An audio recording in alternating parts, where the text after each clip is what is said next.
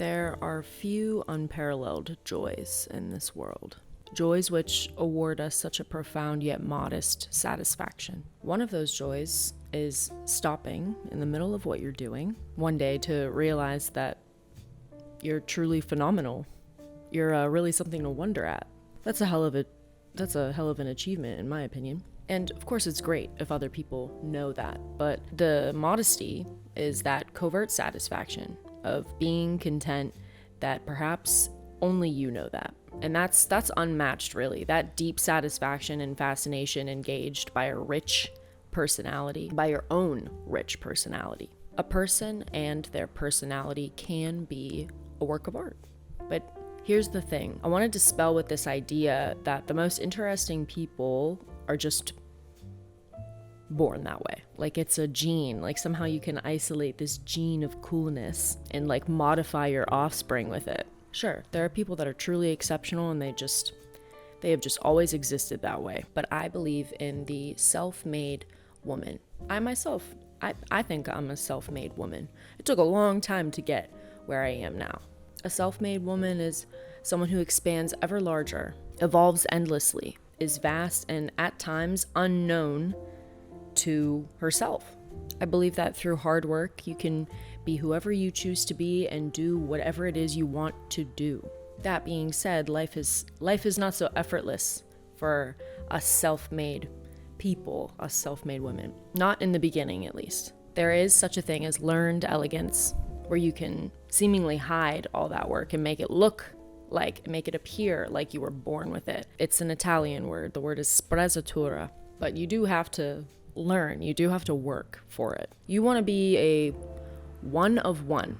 Not a one in a million. A one of one. A singularly individualistic person. I'm talking the only woman like you in the world. I'm speaking to women because I'm a woman. I'm speaking for women, and I'm speaking for a large part of my audience that is female. But yeah, if you want to be the only woman like you in the world, then it takes effort. Effort exerted over a long period of time. It takes practice. Granted, keep in mind, this effort though is self-serving. It's all about you, so it can be way more enjoyable than other disciplines. But yeah, it does take time, it does take persistence, putting in the investment for yourself.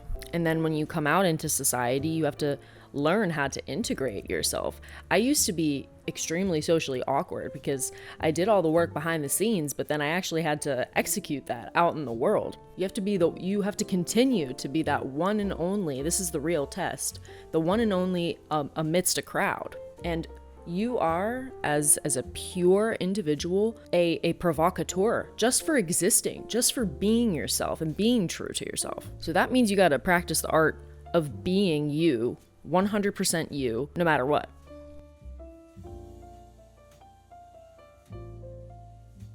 While appearances do matter, they definitely do not take center stage in this video. I'm all about what lies beneath, such things that give rosy, meaty flesh to the skin that everyone focuses on, the superficial part. And there's a really fantastic place to start with that. I've said it countless times, there is nothing more fruitful to you, to your trajectory in life, to the development of your inner self, than learning a skill. Because that skill can reveal who you are. If you are unknown to yourself, a skill is a great place to start. You learn about yourself through the method, which is why it is my utmost pleasure to say that this video is sponsored by Skillshare.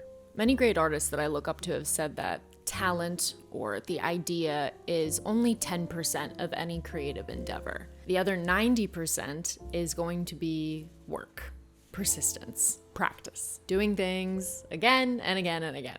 Many of you may not know that I do graphic design and creative direction on the side, and I am obsessed with typography. I've always really liked it. In college, I actually went out of my way outside of the curriculum to teach myself how to do typography and make fonts. And Skillshare is one of the places that I go to polish my skills on typography and just anything concerning the Adobe suite in general, because I always need help with that. I go there to practice, to continue to get better at what I do. Skillshare is the largest online learning community for creatives with thousands of classes led by industry experts across a broad repertoire. You can explore countless aspects of design and art, film production, how to publish and copyright a novel, and even how to be productive while foregoing burnout. Skillshare makes learning an effortless and very liberating enterprise. Recently, I've been really enjoying James Victori's class on typography, the only class he has on there. As an artist too, starting all of my design, all of my drawings by hand is a sacred part of my process. And his class was able to show me new techniques for how to expand on those unique attributes of hand-drawn things. And then I'm able to take that and work with that in other programs. He's also just a really great teacher. It was very enjoyable listening to him, very bright personality. If you want to give Skillshare a try, the first 500 people who use my link in the description will receive a 1-month free trial of Skillshare. Many classes are only an hour or so, and in 60 minutes, you can learn something new about yourself. And I think that's worth anybody's 60 minutes. I like to talk about skills and knowledge on this channel more than the superficial stuff because perception is everything. Perception changes the way things look right before your eyes. It's like a miracle. What goes on inside your head, how you understand yourself through the thing that you do or you learn, breathes life into everything that you do. So I can really never stress enough that knowledge is power, creativity is power, perception is power. It's the energy to be born anew. And the really beautiful thing about your hobbies, about your passions, is that even though many other people may have those hobbies and those passions too, they will never take away what you will take away from them. Your interest in something is a lot like a perfume in the department store. It's mass marketed, many people are aware of it and buy it for the vision that it is presented as. But once the perfume intermingles with your skin, it changes. It becomes yours. The interaction with your body chemistry. It is something that is uniquely expressive of you. You and millions of other people may love typography or like a certain genre of literature or music, but it's how you create a new incarnation of those things through your individual experience, through subjectivity, especially if you do it well, which is what I encourage you to do. Do anything well, okay? And it's through this transmutation that you become more aware of yourself and learn about yourself. There's always a reason for everything, and one day you'll be able to ascertain a more detailed reason than the next person that has the same interest or hobby or skill, talent, and you will be a more embodied person because of that. So if you want to be a one of one, if you want to be somebody, the only person like you in the world, start with a skill. Start with learning how to do something well. If you want to be the only person like you in the world, the only woman like you in the world, one of one. It isn't so much about avoiding categorization or labels. It's more slight than that. You're going to be labeled no matter what. So honestly, I feel like that's just a dead end with really no solution. A one of one has multitudes, is a walking paradox, is a contradiction. And you accept your contradictions and learn about them rather than admonishing yourself for having them. Because you are indeed, it's a great thing. You are indeed large enough, vast enough to feel so much. The true mastery of the contradictions is finding the loophole. Most of us would probably admit to having two sides to ourselves. Your job as a supreme version of you is to be able to reconcile those two sides, to find that impossible median between them. Your job is to create a new breed from those opposing sides. For me, the opposing sides are trashiness and elegance. I have both within me, and I dearly love both. They are sworn enemies, high and low brow. I am who I am, though, through the endeavor to reconcile those two people, to be able to put those two together and make something new out of them. It's the ability to weave them together and into an entirely new social and aesthetic textile, and something which represents who I am as an individual. This, spiritually, aesthetically, morally, socially, will be the grand drama of your quest to be one of one. If you succeed in being able to breed those two opposing forces, those two natures, those two obsessions of yours, you create a very unexpected offspring. You create something possibly completely original. Additionally, all the other genes, let's say if we're going to be using this biology metaphor throughout here, all the other genes are influenced by your upbringing, your environment, your pleasures and horrors, your physical form, what you look like, your day of birth. You have infinite variables to work with. It's time that you recognize that. Notice them, bring them forth. You'll never be boring. Never. You'll be unexpected in some, and in success cases, way ahead of your time. To be a walking paradox is about finding your extremes, having traversed the valley between them, and graduating to a higher, more intriguing and non-cliche form. It's a form of transcendence. That's a favorite word on this channel. And the cool thing is, you created yourself and that world. That is your world. You make the rules. A one of one decides for themselves. Always. Now, there is another method for this transcendence that offers up a little bit more help. You aren't just like going in it alone. And that is the apprenticeship.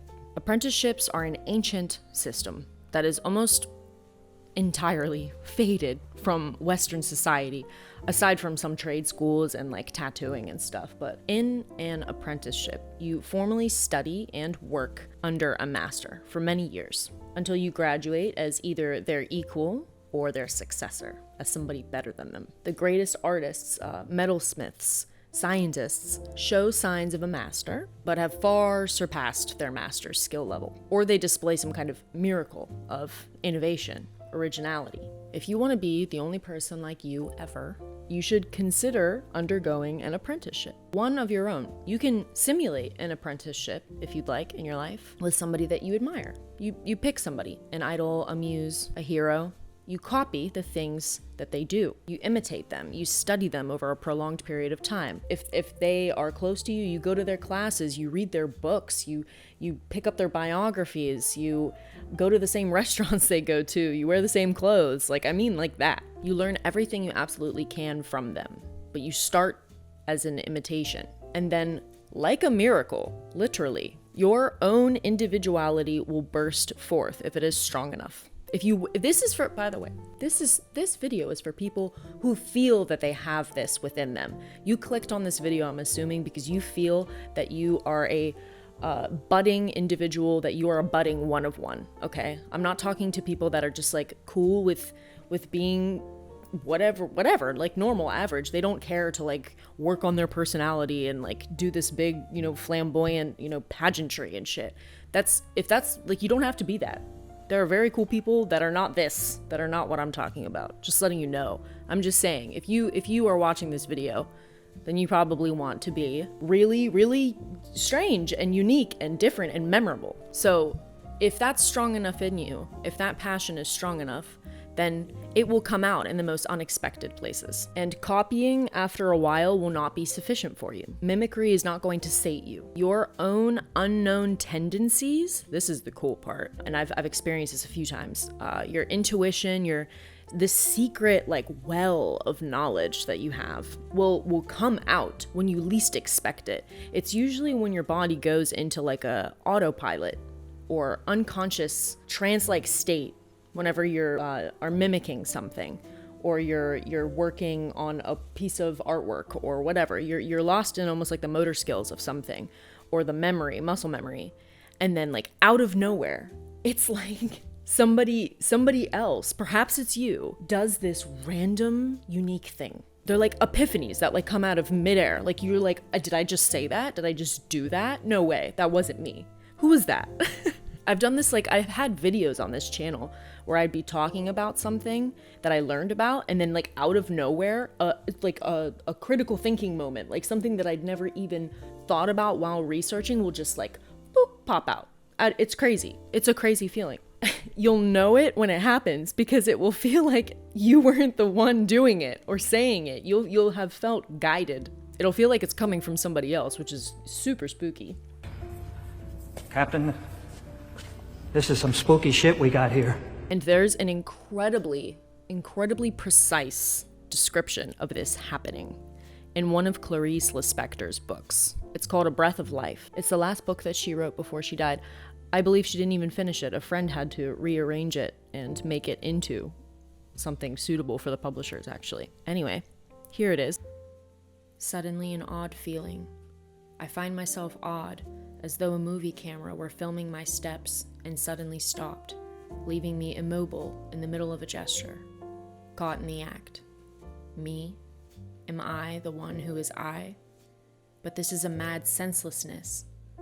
Part of me is mechanical and automatic, neurovegetative, the balance between not wanting and wanting, of not being able and being able. All of it sliding along in the routine of mechanism. The camera singled out the instant. And so it is that I automatically left myself in order to capture myself, dazed by my own enigma, right there before me, which is unprecedented and terrifying because it's extremely true, profoundly naked life merged into my identity. And this encounter between life and my identity forms a minuscule, unbreakable, and radiant, indivisible diamond. A single atom, and all of me feels my body go numb, as when you stay in the same position for a long time and your leg suddenly falls asleep. When you imitate something for long enough, you almost slip, like I said, into this unconscious state. And that is the area where you are ripe for transcendence. Your body and your subconscious mind will know when you have the room for individuality to start seeping out in the most unexpected places. And it will come as a pleasant stranger. Like I said, it won't feel like you at first. But once the apprenticeship is finished, the stranger is then fully accepted as you. One of my favorite ways to help non-artists or people that don't really care about art to see through an artist's eyes is to show them the work of the Impressionists and the Fauvists. Through those two schools of aesthetics, the world becomes an entirely surreal place. Nothing is ever black and white again, and things which were never seen are once noticed and then admired. A shadow in the snow is cornflower blue, not gray. Smog is a delicate mirage that impugns the ugly silhouettes of cityscapes and harbors. Being able at times to be able to remove the barriers of categorization, the barriers of spectrums and codification, we can see the world then with more colors, embrace things as infinite and glorify the mundane. You can explode the lines that confine you, which have you existing as one of many and not one of one. The beauty of something is that it is one of one. It is unto itself, as I have said on this channel many times. How do you change what you know about yourself into something else? Something which is more favorable, perhaps. A weakness into a strength. Taking something common within yourself and treat it as if it were extraordinary. This hidden life behind things. What can you learn from that change? How can that expand into something suited only for you? How can you make a common thing yours? The one-of-one people in the world can seem upon first glance as really simple, average even, superficial. But you pry a little bit more and you notice that they're able to take something ordinary and give it a personal allegiance. The person who isn't like any other person performs this miracle, this magic trick. They can get you to see things differently, confidently. Many things are born anew. Through their disregard for how something may seem commonplace, they push past the boundaries of what the thing is accepted as and reclaim it for what it is and for how it's theirs. It's under their laws, their rules. Again, the one and only decides for themselves. It is here, at this point towards the end, that I'm obliged to tell you about loneliness. The more you are yourself, the less compatible you can be with others.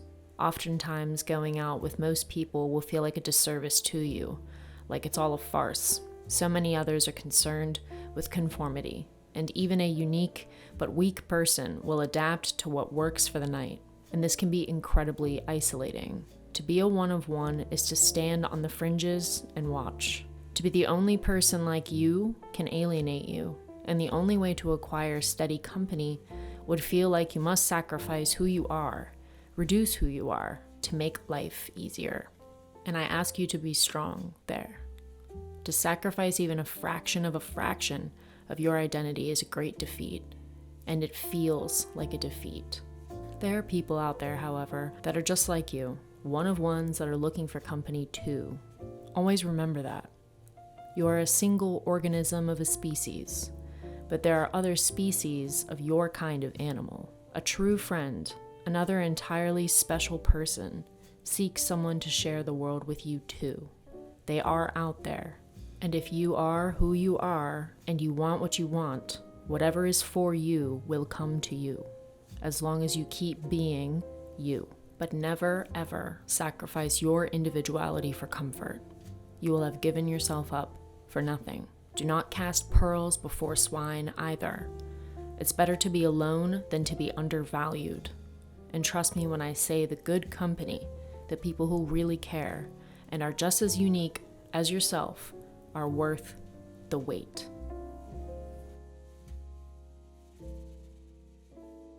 Now, I know being so self-serious may seem like you're really vain or superficial, like I said. And others are definitely going to take you that way, but you really can't worry about it because, like I said in the beginning of this video, it is a modest self-satisfaction at the end of the day.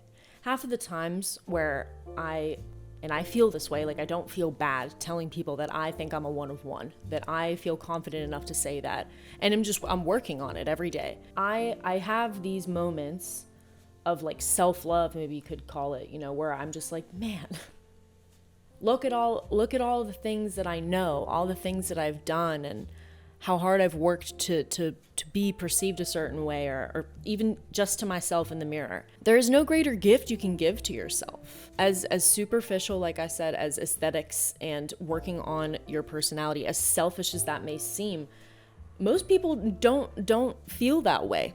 Most people don't look in the mirror and say, that matches with what's in here, And like I used to not think that I was beautiful or intelligent or all that remarkable, but I knew, if anything, that there was passion and that there was a possibility to be something greater. And I worked on that. And it's really faith in yourself. It was never other people. If anything, other people were a wall I needed to climb over. People were in my way. So I need to stress that over everything, that this is a journey for yourself. This is not for other people. This is not to get a man. This is not to be mysterious and captivating and to woo a bunch of people and make them swoon over you. That's a side effect of this, of being who you are. That's cool and all, but that's not what it's about. This is about self-sufficiency, self-confidence, going to bed, sleeping well at night, knowing that you're the shit. And that's great. Like that's something that you should think about yourself. You don't have to be arrogant, but nobody who's put in the effort is arrogant, right? Big difference between confidence and arrogance. But yeah, I think that's a good thing to say to yourself, especially when the world can be so messed up and people can be they can just undervalue you. And it's nice to know that you've got yourself. It's really, that's the greatest gift that you can give yourself. All right, that's all I have to say for today. I hope you guys enjoyed this video. Let me know what you think below in the comments, as always. Let me know about your journey, your interests, your passions, your thoughts. And please do not forget to like and subscribe as always, and I will see you next week.